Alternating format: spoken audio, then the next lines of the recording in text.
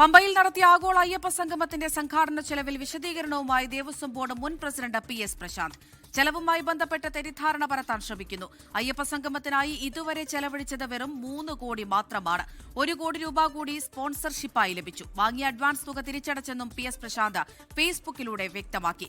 ആഗോള സംഗമത്തിലെ ചെലവ് സംബന്ധിച്ച് വിശദീകരണം നൽകേണ്ടത് ദേവസ്വം ബോർഡാണ് എന്നായിരുന്നു ദേവസ്വം മന്ത്രി VN വാസവന്റെ പ്രതികരണം. ഒരു വിശദീകരണം നടത്തേണ്ടത് ദേവസ്വം ബോർഡാണ്. ദേവസ്വം ബോർഡിൻ്റെ പ്ലാറ്റിനം ജൂബിലിയോടനുബന്ധിച്ചാണ് അയ്യപ്പ സംഗമം നടന്നത്. അതിൻ്റെ സാമ്പത്തിക ഇടപാടുകളും കണക്കുകളും ഒന്നും കൈകാര്യം ചെയ്യാൻ ഗവൺമെൻറ്റിന് അധികാരമില്ല. ചെയ്യേണ്ടത് ദേവസ്വം ബോർഡാണ്. അവിടുന്ന് അഡ്വാൻസായി എടുത്ത പൈസ തിരിച്ചു കൊടുത്തോ? ഞങ്ങൾ എഴുതി ചോദിച്ചപ്പോൾ ഞങ്ങൾക്ക് കിട്ടിയ മറുപടി തിരിച്ചു കൊടുത്തു. 17/10/2025 ആ 3 കോടി തിരിച്ചു കൊടുത്തിട്ടുണ്ട് ദേവസ്വം ബോർഡിന്. ബാക്കി സ്പോൺസർമാരുടെ പൈസ കൊണ്ട് മാത്രമാണ് കാര്യം നടന്നത്. എന്താണ് ചെലവ്, മറ്റു കാര്യങ്ങളെല്ലാം വിശദീകരിക്കേണ്ടത് ദേവസ്വം ബോർഡാണ്. ഉമേഷ് ബാലകൃഷ്ണൻ തിരുവനന്തപുരത്ത് നിന്ന് വിവരങ്ങൾ നൽകാൻ അയച്ചിരുന്നുണ്ട്. ഉമേഷ്, ഈ ആഗോള അയ്യപ്പ സംഗമവുമായി ബന്ധപ്പെട്ട ചർച്ചകളും വിവാദങ്ങളും ഒന്നും അവസാനിക്കുന്നില്ല എന്ന് വേണം മനസ്സിലാക്കാൻ. ഏറ്റവും ഒടുവിൽ നമ്മളിപ്പോൾ മന്ത്രിയുടെ പ്രതികരണം കേട്ടു. ദേവസ്വം ബോർഡ് പറയട്ടെ എന്നുള്ളൊരു പ്രതികരണമാണ് മന്ത്രിയുടെ ഭാഗത്തുനിന്നുണ്ടാകുന്നത്. എന്താണ് മുൻ പ്രസിഡന്റ് PS പ്രശാന്തിന്റെ പ്രതികരണം? എന്താണ് അദ്ദേഹം വിശദീകരിക്കുന്നത്? അമൃത, PS പ്രശാന്ത് ഫേസ്ബുക്കിലൂടെ മാത്രമാണ് ഇതുമായി ബന്ധപ്പെട്ട പ്രതികരണം നടത്തിയിരിക്കുന്നത്. അദ്ദേഹത്തിന്റെ പ്രതികരണ പ്രകാരം നിലവിൽ 3 കോടി രൂപ മാത്രമാണ് ഈ ആഗോള അയ്യപ്പ സംഗമവുമായി ബന്ധപ്പെട്ട ചെലവുകൾക്ക് ദേവസ്വം ബോർഡ് നൽകിയത്. അത് തിരികെ ലഭിക്കുകയും ചെയ്തിട്ടുണ്ട്. മറ്റൊരു തുകയും ചെലവഴിച്ചിട്ടില്ല. 1 കോടി രൂപ കൂടി സ്പോൺസർഷിപ്പിലൂടെ കിട്ടിയിട്ടുണ്ട്. അതിന് പുറത്ത് ഈ വലിയ തുക ചെലവഴിച്ചു എന്ന് പറയുന്ന കണക്ക് എവിടെ നിന്ന് വന്നു എന്നറിയില്ല.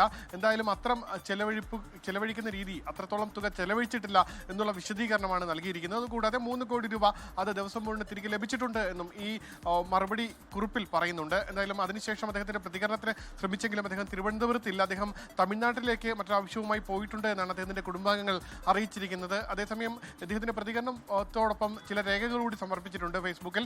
അത് ദേവസ്വം കമ്മീഷണർ, ശബരിമല ദേവസ്വം സ്പെഷ്യൽ കമ്മീഷണർക്ക് നൽകിയ മറുപടിയാണ്. അത് കഴിഞ്ഞ നവംബർ 4 തീയതിയാണ് ഈ മറുപടി നൽകിയിരിക്കുന്നത്. ഈ നവംബർ 4 തീയതി നൽകിയിരിക്കുന്ന മറുപടിയിൽ 4,99,00,000 രൂപയാണ് ആകെ ചെലവായി കണക്കാക്കിയിരിക്കുന്നത്.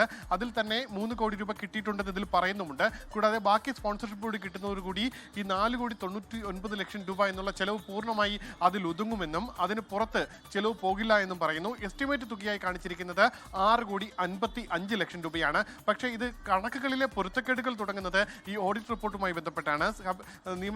ഹൈക്കോടതിയിൽ സമർപ്പിച്ച ഓഡിറ്റ് റിപ്പോർട്ടിൽ മുഴുവൻ കണക്ക് പരിശോധിച്ച് കഴിഞ്ഞാൽ ഏകദേശം 11 കോടിയോളം രൂപ, അതായത് 10,99,00,000 രൂപ ആകെ ചെലവായി കണക്കാക്കുന്നുണ്ട്. അതിൽ 6 കോടിയോളം രൂപ ആകെ ചെലവഴിച്ചു എന്നും 4 കോടിയോളം രൂപ ഇനി ചെലവഴിക്കാനുണ്ട്, പലർക്കായി തിരികെ കൊടുക്കാനുണ്ട് എന്നും ആ കണക്കിൽ പറയുന്നുണ്ട്. ആ കണക്കിൽ പല അവ്യക്തതകളും, പ്രത്യേകിച്ച് ഇതുമായി ബന്ധപ്പെട്ട കൾച്ചറൽ പരിപാടികൾ നടത്തിയതുമായി ബന്ധപ്പെട്ട ചിലവുകൾ നൽകിയതിൽ, ഒപ്പം മറ്റ് അനുബന്ധ ചിലവുകൾ നൽകിയതിൽ, റൂം ബുക്ക് ചെയ്തതിൽ എന്നിലെല്ലാം ഈ കണക്കുകളിൽ ചില പൊരുത്തക്കേടുകളുണ്ട്. എന്തായാലും ഇതുമായി ബന്ധപ്പെട്ട കണക്കുകൾ വ്യക്തത തേടാനാണ് 17-ാം തീയതി പ്രത്യേക ബോർഡ് യോഗം ചേരാൻ തീരുമാനിച്ചിരിക്കുന്നത്. ആ യോഗത്തിൽ ഇതിന്റെ ഓഡിറ്റിംഗ് നടത്തിയ ഓഡിറ്റിംഗ് ഏജൻസിയെയും ഒപ്പം ഇതിന്റെ ചുമതലയുണ്ടായിരുന്ന ഊരാളുങ്കൽ സൊസൈറ്റിയെയും നേരിട്ട് എത്തി കണക്കുകൾ ബോധ്യപ്പെടുത്താൻ പറഞ്ഞിട്ടുണ്ട്.